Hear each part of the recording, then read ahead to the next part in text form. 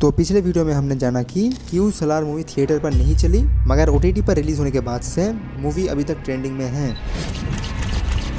तो सवाल आता है कि मूवी में ऐसा खास क्या है जिससे रिलीज के 1 साल बाद भी मूवी ट्रेंडिंग पर है, और ये सब हम लोग जानेंगे सिर्फ और सिर्फ 4 चैप्टर्स में, स्टार्टिंग विथ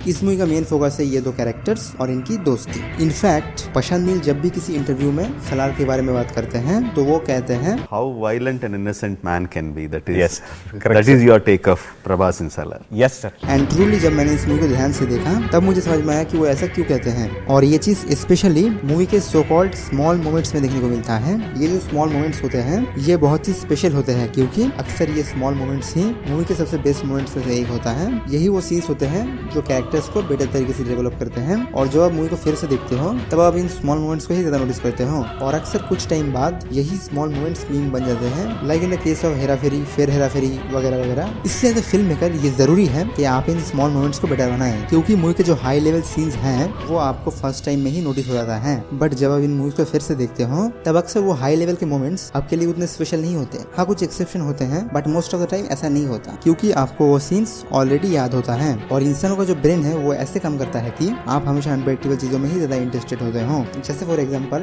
हेरा फेरी और फिर हेरा फेरी के ज्यादातर सीन्स आपको याद होंगे, लेकिन इस बार आप लोग एक काम करना, जब आप इन दोनों मूवीज को रिवॉच करते हो तब दोनों मूवीज में परेश रावल के ऊपर फोकस करना, और जब स्पेशली राजू और श्याम बात करते हैं तब उनके रिएक्शंस में नजर डालना, आपको एक अलग ही लेवल का मजा मिलेगा। इसी के साथ जहाँ पर दूसरे फिल्म मेकर्स अपनी पूरी कोशिश कर रहे हैं कि मूवीज को कितना ज्यादा वायलेंट और ब्रूटल बनाया जाए, वहीं पर सलार के कुछ स्पेसिफिक सीन्स में ही वायलेंस है।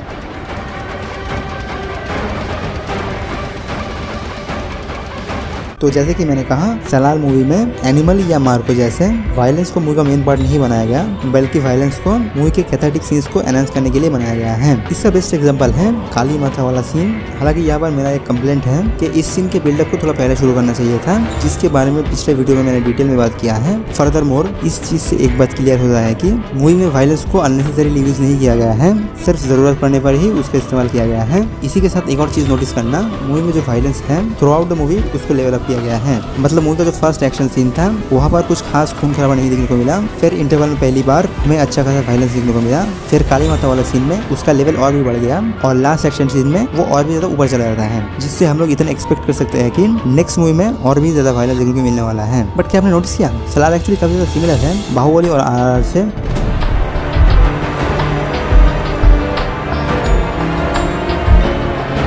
इन सारे सीन्स को तो बहुत लोगों ने नोटिस कर लिया होगा, लेकिन इन सब के साथ भी दोनों मूवी के नैरेटिव स्ट्रक्चर्स में भी सिमिलरिटीज हैं। फॉर एग्जांपल दोनों मूवीज के फर्स्ट हाफ में फ्यूचर या फिर कहना चाहिए प्रेजेंट को दिखाया गया है, जबकि सेकंड हाफ में पास्ट को दिखाया जाता है। इसके बाद दोनों मूवीज में ही एक ग्रेट प्रीवियस लीडर के मरने के बाद से ही माहौल बिगड़ना शुरू हो जाता है। बाहुबली 1 में अमरेंद्र बाहुबली के पिताजी के मरने के बाद, और सलार में शिव मन्नार के मौत के बाद। बट ये चीज हर स्टोरी में कॉमन है, तो हम इसे इग्नोर भी कर सकते हैं। इसके बाद दोनों किंगडम्स में एक ही फीमेल कैरेक्टर होती है जिसके पास अच्छा खासा पॉलिटिकल पावर है, और दोनों में ही मेन हीरोइंस की वजह से प्रॉब्लम शुरू होता है। या शायद मैं कुछ ज्यादा ही सोच रहा हूँ। तो जाहिर सी बात है प्रशांत नील ने कुछ हद तक इंस्पिरेशन लिया है, but the good thing is उन्होंने बॉलीवुड डायरेक्टर्स की तरह कॉपी पेस्ट नहीं किया है, बल्कि खुद की ओरिजिनल स्टोरी दिखाया है। और यहाँ पर एक चीज जानना जरूरी है जो आई नो काफी लोगों को हजम नहीं होगा, वो ये है कि दैट नथिंग इज ओरिजिनल। इस बारे में मशहूर राइटर ऑस्टिन क्लियन, जिन्होंने स्टील लाइक एन आर्टिस्ट किताब को लिखा है, उनका कहना है I know something that a lot of artists know, but few will admit to, and that is nothing is completely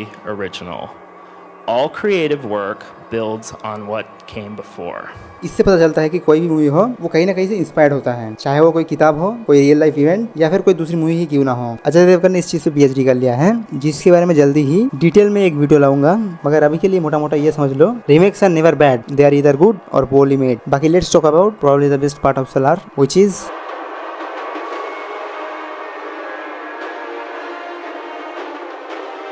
अगर सिर्फ वर्ल्ड बिल्डिंग की बात हो तो Salaar easily one of the best है पूरे इंडियन सिनेमा में। आई नो काफी लोग KGF को प्रेफर करते हैं, बट वर्ल्ड बिल्डिंग के मामले में सलार उसको आराम से हरा देता है। इनफैक्ट मैं कहूंगा कि ये एक्चुअली बाहुबली के लेवल में है, या फिर शायद उससे भी ऊपर। अब इस मूवी में एक्सटोपिया के कॉन्सेप्ट को यूज किया गया है, जहाँ मूवी हमारे नॉर्मल वर्ल्ड में ही एग्जिस्ट करता है, जिसको सिर्फ एक ही चीज अलग बनाता है। नाउ बिलीव इट और नॉट, ये चीज कोई भी कर सकता है, लेकिन प्रशांत नील ने जिस डिटेलिंग के साथ सलार को बनाया है वो बहुत ही लाजवाब है, क्योंकि उन्होंने सिर्फ खान सर की प्रेजेंट स्टोरी को नहीं दिखाया है, बल्कि उसके साथ उसकी हिस्ट्री और पूरे पूरे पॉलिटिक्स को दिखाया है। आई मीन सोच के देखो, अगर कोई और डायरेक्टर होता तो वो प्रॉब्लली खान सर की हिस्ट्री या पॉलिटिक्स को नहीं लिखता, और अगर लिखता भी तो इसको इतना इंपॉर्टेंस नहीं देता। स्पेशली ब्रिटिश टाइम में खान सर के साथ क्या हुआ और उसके बाद इंडिपेंडेंस के टाइम उसका क्या हुआ, ये सब तो स्किप होता ही। इसी के साथ साथ मॉडर्न टाइम में क्यों गवर्नमेंट इसको खत्म नहीं करता, इन चीजों को भी प्रॉब्लली इग्नोर कर दिया जाता। एक और चीज जो इसको इंटरेस्टिंग बनाता है वो है इसकी हायरार्की। लेकिन बाहुबली के एग्जांपल लेंगे, द मेन रीजन की बिजल देव और भल्लाल देव, इन दोनों को इतना सारा प्लानिंग करना पड़ा बाहुबली के मारने के लिए, जबकि भल्लाल देव महाराजा बन चुका था। ऐसा इसलिए क्योंकि भल्लाल देव किसी को मारने का आदेश देता था, लेकिन उसको सिर्फ और सिर्फ राजमाता शिवगामी देवी ही कंफर्म कर सकती थी, और इसीलिए भल्लाल देव को इतना सारा षड्यंत्र रचना पड़ा। सिमिलरली खान सर का करता तो राजा बनना होता है, बट पूरे खान सर का कंट्रोल उसके पास नहीं था। खान सर के 100 सेक्शंस में से उसके पास 15 सेक्शंस का कंट्रोल था, बाकी सेक्शंस 61 कापर और 8 सरदारों के बीच था। इसलिए जब एंड में वोटिंग होती है तो वो अपने 15 वोट सीज फायर को जारी रखने के लिए लेते हैं, लेकिन वर्धा के एक वोट की वजह से सीज फायर बंद हो जाता है। पॉलिटिकल पावर की इस डिवीजन की वजह से कोई भी मनमर्जी नहीं कर सकता, सबको एक दायरे में रहकर ही काम करना होगा, लेकिन निबंधन की वजह से कोई भी कर्ता को भी चैलेंज कर सकता है। ये रूल्स ही है जो मूवी की एंगेजिंग बनाते हैं, वरना तो इन लोगों ने बीच में ही वर्धा को मार दिया था। वो तो सही टाइम पर राधा रमन ने सीज फायर का ऐलान कर दिया था, वरना उस दिन ही वर्धा का टाटा बाय बाय हुआ था। मतलब मानो ना मानो, विंस्टन ने एक बस सही बोला था, Rules. Without them, we live with the animals. बाकी अगर आप लोग सलार की प्रॉब्लम्स के बारे में जानना चाहते हैं तो इस वाले वीडियो में क्लिक करो।